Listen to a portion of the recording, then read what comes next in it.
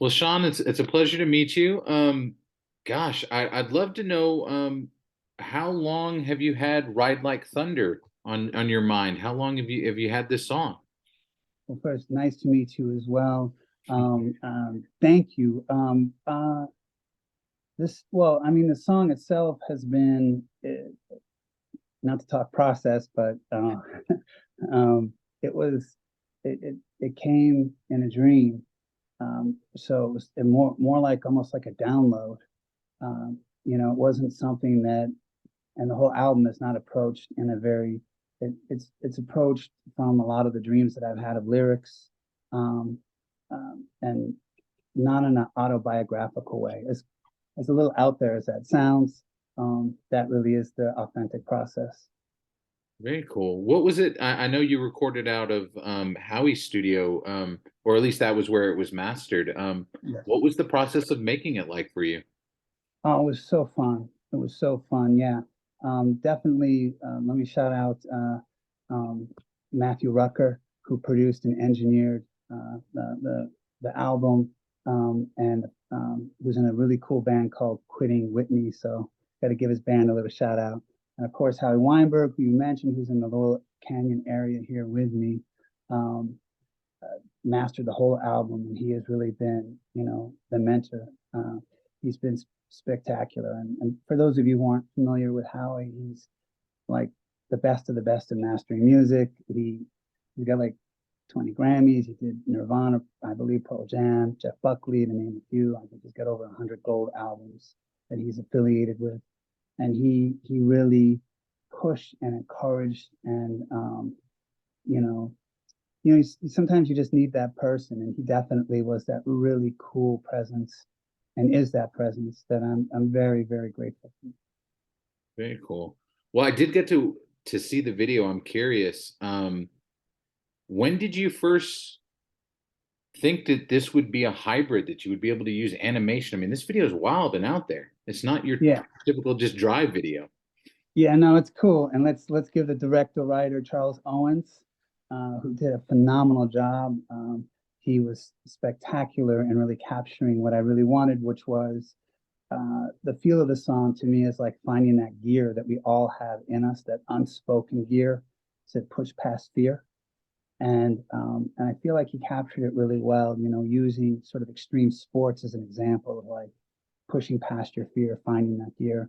And yeah, he really sort of was able to take my concept and put his magic sauce on it. And I think it's really cool, and I think it really sort of marries the song incredibly well.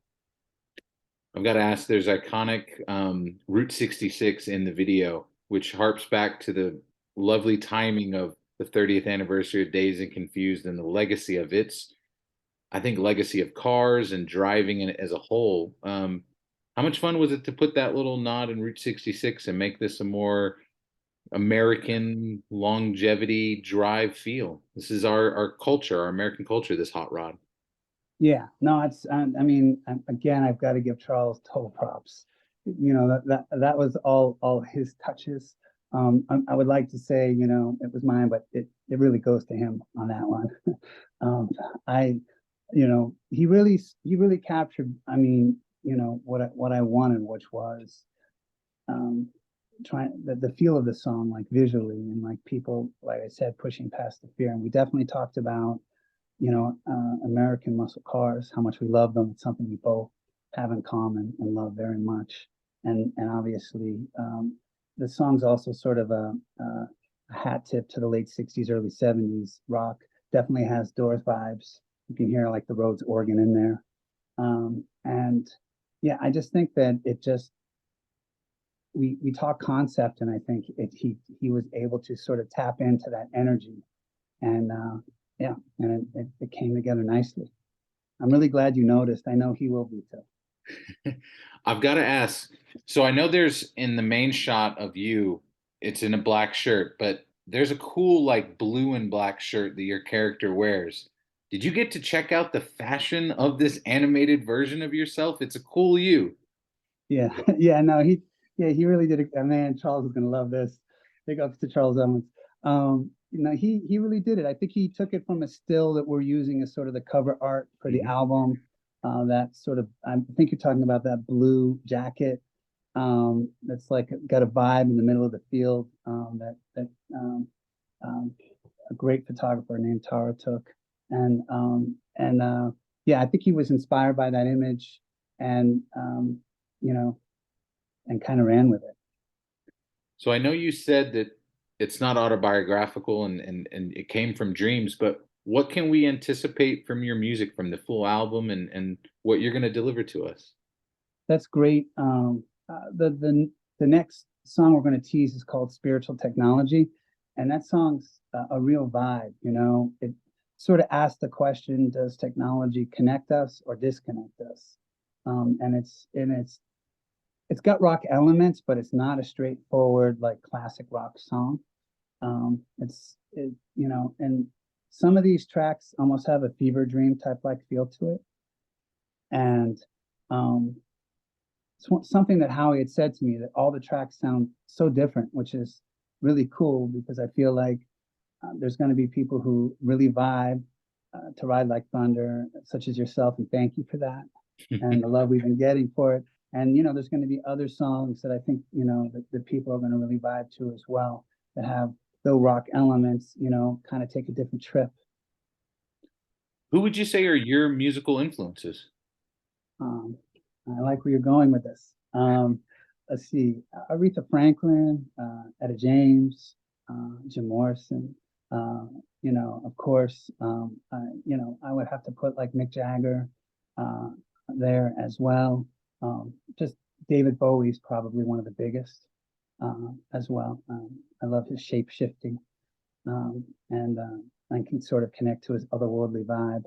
Yeah, I mean, those guys for sure, and women are just spectacular, just artists. Speaking of Jim Morrison, that's an interesting connection because you were in a film connected to Jim. I'm curious, what does Jim's presence mean to you? I mean, he's iconic, but what do you personally get from Jim? I mean, first and foremost, poet. To me, more than anything, it's his poetry writing that is just it really connects you into his mind, his thoughts, his confessions. And I recommend for anyone out there listening to check out Jim Morrison's poetry. I think you'll be very inspired. And definitely, he's a sort of a kind of has one foot, in here on earth and maybe one foot, on the other side. And I really can connect with him.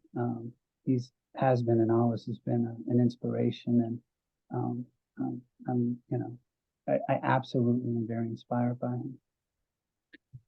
I'm curious with the 30th anniversary, what is your feeling of this legacy of this crazy movie that Linklater brought you kids together? I mean, it's wild to think when it was being made, like I don't think any of y'all thought this was going to be what the hell it's become. It's crazy, no, and the first thought is gratitude to be a part of something that is endured for so long, and that really means so much to so many people. It really is almost like a comforting film to people. The nostalgia, I think, brings people to a time and place where they get a lot of comfort from it. And really, props go to the director Richard Linklater, and obviously Ann Walker and the casting director Don Phillips, for sort of putting together the magic sauce, and just for a film to endure the way it has, and especially now when there's so much content in streaming, on television, on film, musically, for something to stand out, and endures really is like props to the director. Um, Absolutely, So our company's based out of Texas. Do you have any memories of that time in Texas? I mean, I know it was, y'all shot a lot all over the, Austin area, but I'm curious, what are your memories from actual the shoot? I mean, my probably favorite memory is being in the car.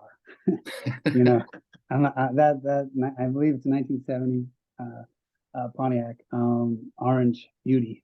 I just when I was driving that car, I was like, man, I would just love to take this car and just keep driving.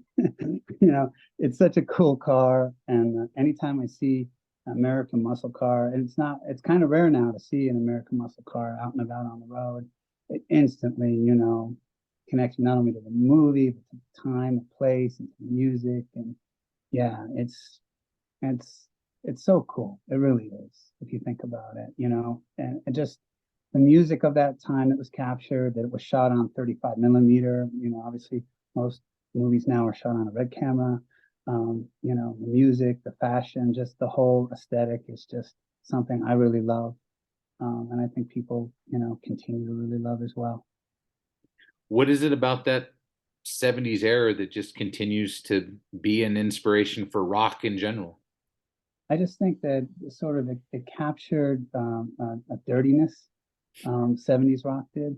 And definitely, if you think about like Aerosmith and, you know, some of the earlier albums, you know, were just almost like a dirty Led Zeppelin.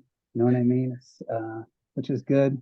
And, you know, Toys in the Attic, for example, it's a great album. And yeah, I just think it just it sort of marries nicely, you know, the muscle car vibe.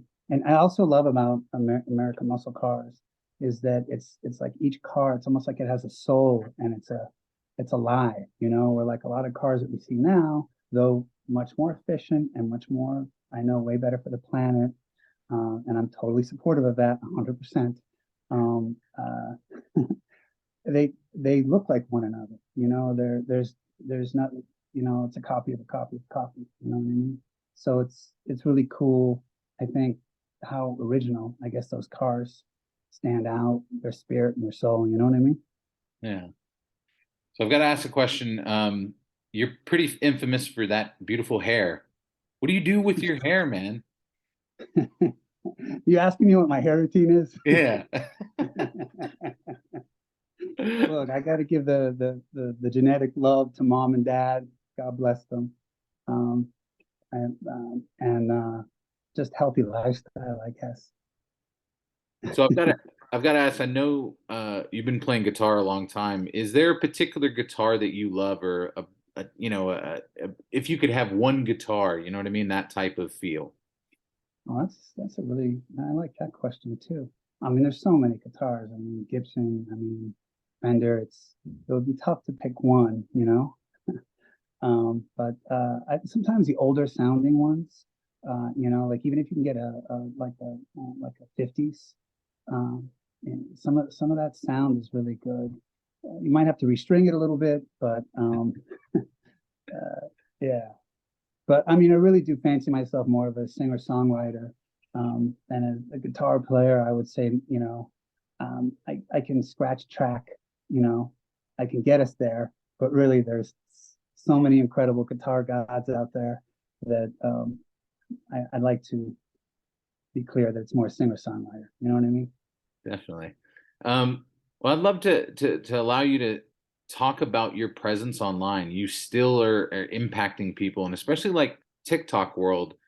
What has it meant to you to have this life online that it extends way past the film life and all of that? I feel like you're still connecting with people. I mean, I am so grateful, first of all, to, you know, the fans and the love. I mean, they're the reason why we can do what we love to do. So, I mean, there has to be just the utmost gratitude for the incredible support that I've gotten on that medium. And I just think it's, you know, it's hard to know why, you know, but I'm very grateful for it. You know, it's really been a platform for my, you know, my music as well. You know, we actually released the music video on TikTok. It's obviously it's on Vivo and now it's on Apple and you can hear the song on Spotify. But you know, it's cool. I just think that one cool thing about the movie that it's had kind of a slow burn is that people studied it, and you know they catch the littlest of nuances and stuff that maybe if it had just came and went people wouldn't have picked up, and I think that certainly played to my favor. And I'm very, I mean, just super grateful, truly. Well, Shawn, it's been a pleasure. You've been a part of our lives for a long time, so thank you for that. Likewise, my friend, it's been a pleasure, and I'm very grateful for the opportunity. Thank you so much. Awesome. Perfect.